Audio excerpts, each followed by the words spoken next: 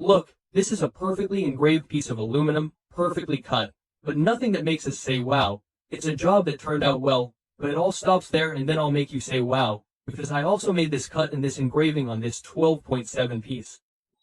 Here we have a depth of about 2 millimeters, so the Lunyee CNC 3018 can also cut aluminum, and it gave me this key ring, this block with the hole for the ring that says do it yourself.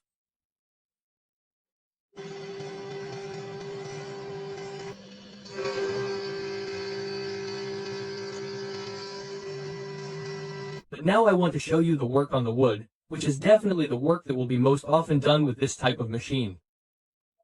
So, I made the YouTube logo, my initials, a circular engraving, and then this star plus this other one that I need to see the precision. Obviously, it also depends on the type of milling cutter you use. What I'm interested in, however, is showing you the precision in the creation. Look at the R&M, they are deep, they came out really well, and even the base came out perfect, very smooth. This one instead is 15 millimeters deep. I made these two circles, one inside the other, and in this case too, the edges are very clean. If we look at the inside, it's perfect, so there are no vibrations during processing, and the same goes for this star. The base also came out very well. This one, on the other hand, is a little more difficult.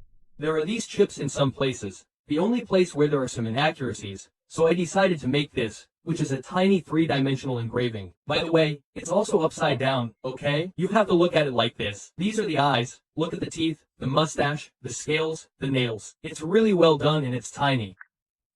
It really is a mini masterpiece, and this shows you how precise it is.